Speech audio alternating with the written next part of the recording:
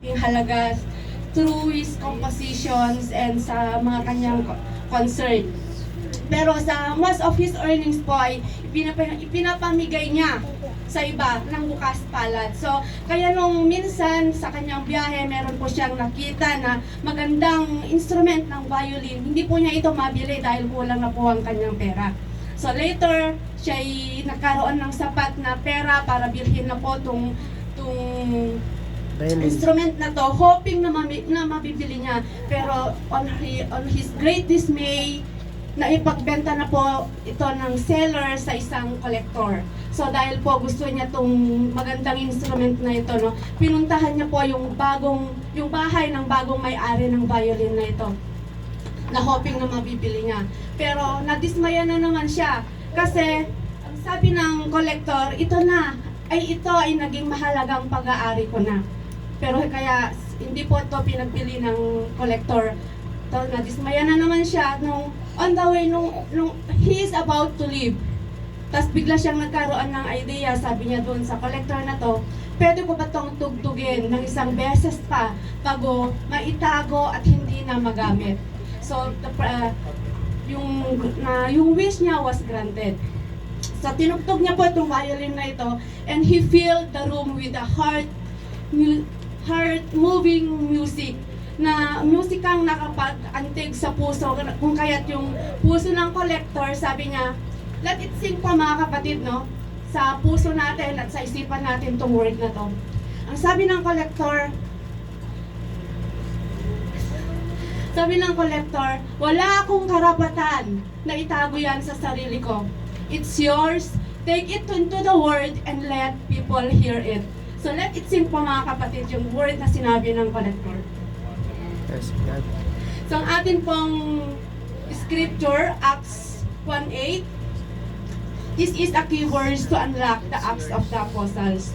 Ang buong libro po na ito ng Acts ay connected po sa ating main verse ngayon. No? Throughout Acts, the Holy Spirit empowers the apostles and other believers to carry out Jesus' mission to be His witnesses.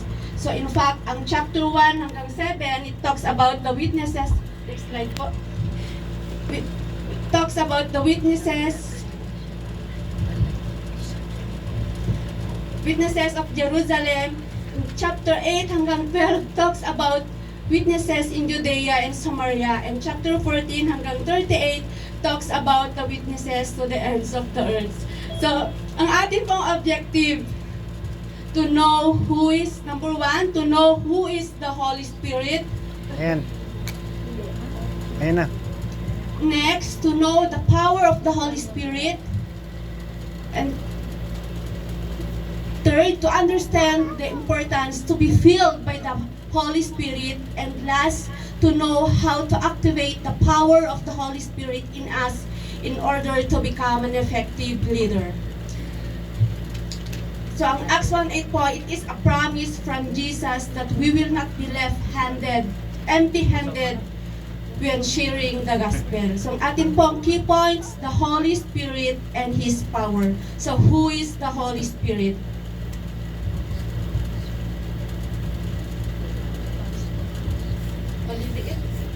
Hindi. Kaya pa. Kita naman. So the Holy Spirit is considered the third person of the Holy Trinity along with God the Father and God the Son, Jesus Christ. So each person within the Trinity shares the same attributes. Ibig sabihin po, ang isang person with the Trinity is not more God than the other. So ang lahat po ng kapangyarihan ng ating Diyos Ama, all of His glory, all of His authority ay nasa Holy Spirit. So, ang attribute po, ilan lamang po ito sa attributes ng Holy Spirit. Omnipotence, ibig sabihin, all-powerful, the power that is no limit. The omnipresent, the present everywhere, kung saan man tayo, He is always there. Omniscient, all-knowing, no, He knows everything. He's aware every moment of every day dahil siya ang source and the author of all things. No, He is divine, He is eternal. So ilan lamang po ito sa mga attributes ng Holy Spirit. And the Holy Spirit is a personal being with mind. He is a personal being with will and emotion. So he has the ability to express love. He can be easily wounded by our careless words and actions. So mag-iingat po tayo sa lumalabas sa ating mga bibig. Mag-iingat po tayo sa mga ating kinikilos because nakakasakit po sa Holy Spirit. Kung nasosobrahan po natin, huwag na po nating hintayin na ang Holy Spirit will grieve. Dahil po, pag nag-grieve ng Holy Spirit, huwag na po nating hintayin yun. Natuluyang mag-grieve ang Holy Spirit sa atin. And now po, let's talk about the power of the Holy Spirit. And ano naman po itong power na ipinangako ng ating Panginoon? Power that allowed His disciples to make the lame walk, to cast out evils, and to heal all diseases. No power to give sight to the blind, to make the deaf hear. The same power that Jesus had during His earthly ministry, and the same power that resurrected Him from the dead. No? A power with which nothing is impossible. So gusto niyo po ba itong power na ito? Amen. Amen. Praise God. Hindi po yung power na to na kailangan pang lulukin na may lulukin yung bato Hindi po yung merong darna. This is a power from God. So, this promise po mga kapatid is for you sa Acts 2:39. The promise is for you and your children and for all who are far off, for all whom the Lord our God will call. So ang promise na ito ay para sa lahat that the Lord calls for Himself. Tinanggap po natin ang ating Panginoong Jesus as our Lord and Savior. We receive the Holy Spirit with His unlimited power. So sa Ephesians 1:13, and you also were included in Christ when you heard the word of truth, the gospel of your salvation, having believed you were marked in Him with a seal that promised Holy Spirit. So mula po nung tinanggap natin ang ating Panginoong Jesus as our Lord and Savior, aminin man po natin or hindi, our walk with Him, di ba, minsan pakita-kita, minsan tayong malayo, minsan tayong malapit. Bakit? It's because we don't know much about the Holy Spirit. Hindi po natin alam that there is power from God available to us na handang tutulong sa atin as we live for Him every day, na siyang gagabay sa atin sa lahat ng araw, sa lahat ng oras. Mga kapatid, how often we ignore the Holy Spirit? Praise God, ngayon, we didn't ignore Him. Yung kanyang paanyaya na tayo pumunta dito to worship and to give praise to Him. And how often, mga kapatid, He's forgotten. Minsan, di ba, or sadya nating kinakalimutan. Alam po natin sa ating mga sarili na minsan talaga we ignored and He is being forgotten sa buhay ng bawat isa. Kung hindi man ngayon, dati, nung nag-uumpisa pa lang tayo, many times He's just being forgotten and He's just being ignored. Na nakakalimutan na po talaga natin that there is power from God available to us na hindi na kayang na siyang tutulong sa atin sa lahat ng bagay. Kaya napaka-importante mga kapatid na kilala natin ang Holy Spirit, na magkaroon tayo ng intimate relationship with Him. So next slide po. Sa Acts 1:4, on one occasion, while He was eating with them, He gave them this command: do not leave Jerusalem, but wait for the gift of my Father promised, which you have heard me speak about. Dito po si Jesus, He emphasizes the importance of waiting for the empowerment of the Holy Spirit. Alam po ng Panginoong Jesus that without the power of the Holy Spirit, it is impossible for them to carry out the great task na ibinigay po sa kanila.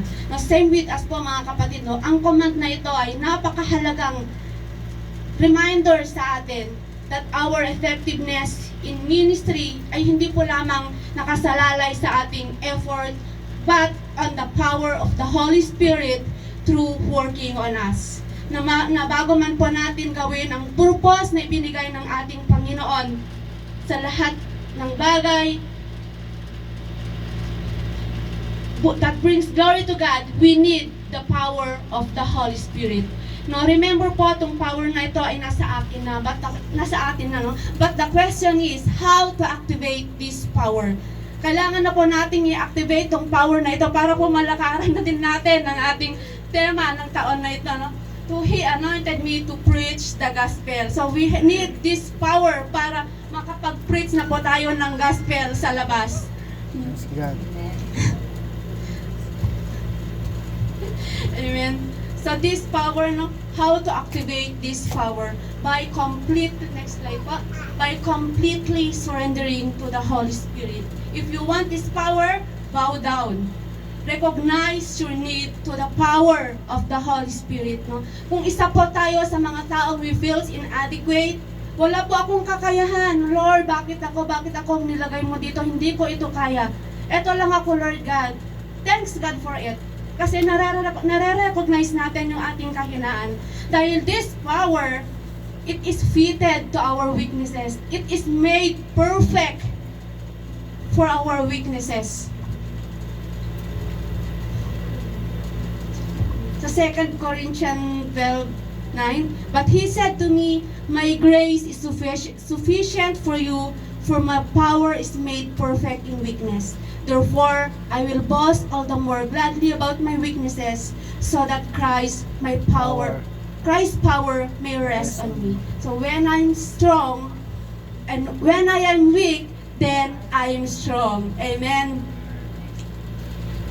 So this power, now when we are struggling, this power gives us boldness and courage. So, like we are struggling with boldness in speaking about Jesus and are taking a stand for Him.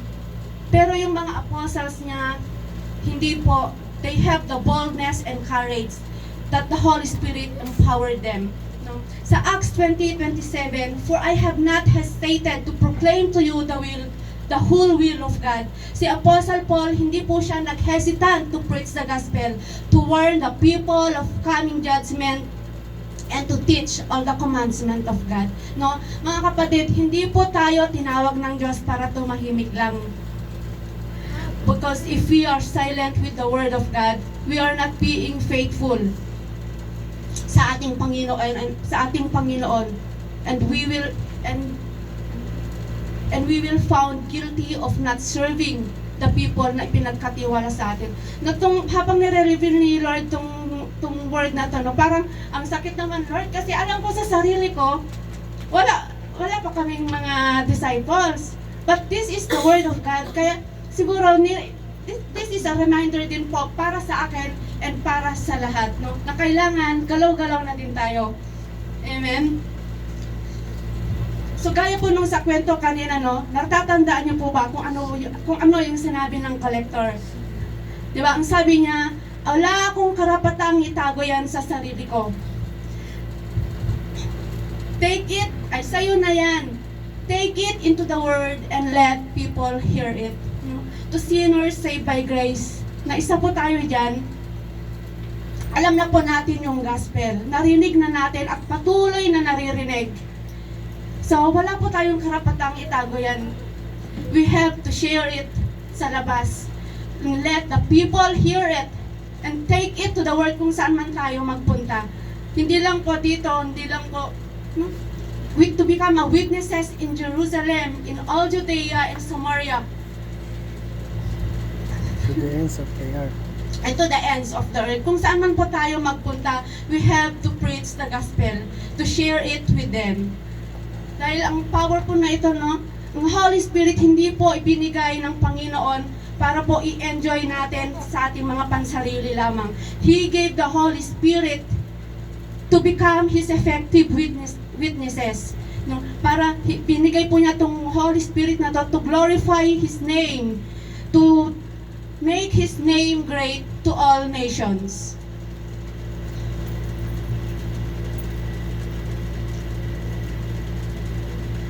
Tapos na. Praise God. Next slide. Next slide. Ayun. Alam minsan mga kapatid, mas madalas gusto nating tumahimik, uupo na lang dyan. At huwag lang mag-share ng gospel dahil natatakot tayo. But how can we become an effective witnesses and a leader kung lagi tayong pinapangunahan ng takot or hiya? No?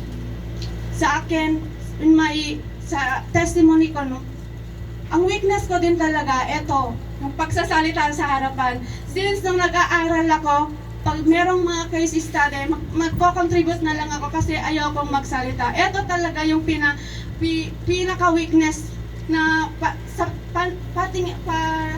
akala ko dati, hindi ko magagawa, but praise God, unti-unti, as I obey His command, He's transforming me from another glory to another glory. Ganon din po ang bawat isa, no? Sa tingin niya, kung sa ngayon, medyo nakaupo pa, praise God, sa Ate Joy, sa Ate Clang, sa susunod, Sila naman. in Jesus' name. Praise God. Wala nang takot. Ang sabi po sa Joshua 1:9, "Have I not commanded you, be strong and courageous. Do not be terrified, do not be discouraged, for the Lord your God will be with you wherever you go." Ang Holy Spirit po, binigyan niya tayo ng kalakasan to become a courageous leader. When we allow the Holy Spirit to fill us, we will not be frightened. Hindi na po tayo ma-intimidate to talk to the people, and we have the confidence knowing that He is with us every step of the way. Kaya napakahalaga that we are filled and controlled by the Holy Spirit day by day, moment by moment. Hindi po pwedeng every Friday lang, hindi po pwedeng every other day. Hindi din po natin pwedeng sabihin pag may nakita tayo sa labas na unbeliever, "Lord, wait lang Lord ha, moment ko muna to. Mamaya na po mamaya babalikan ko siya. Mag-ipon muna ako ng lakas ng loob." No, hindi po tayo ganong klase ng leader, mga kapatid. Wag na po sanang ganon. Wag nang ganon, wala nang sana. Because we have the power of the Holy Spirit. Kasi pag ganito tayo mga leader ng Panginoon, kahit kailan hindi po tayo magiging effective. Kahit kailan hindi tayo magiging effective.